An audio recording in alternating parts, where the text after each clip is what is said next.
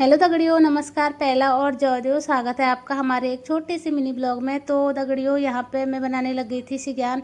जैसे कि आपको पता है आज हरेला है और सबसे पहले आप सभी को मेरे और मेरे पूरे परिवार की ओर से हरेले की ढेर सारी शुभकामनाएं। तो दोस्तों, यहाँ पे मैं भी लग गई थी पूरी बनाने में।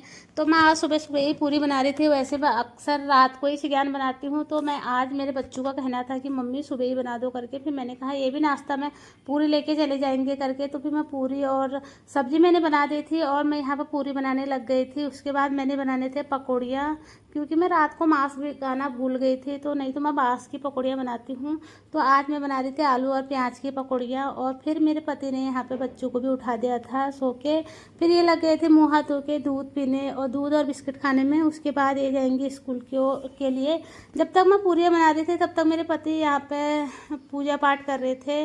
उसके बाद अंशु, क्योंकि मैं पूरी बनाने में ही मुझे देर हो गई थी, तो अंशु ही लग गया था सक्की को कपड़े पहनाने में।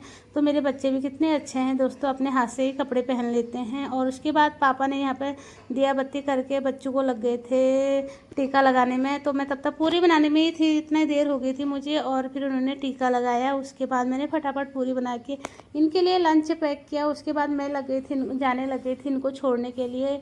तो जब तक मैं इनको छोड़ने जा रही थी तब तक मेरे पति भी यहाँ पे बैठे हुए थे। और उसके बाद मैं चली गई थी छोड़ने के लिए।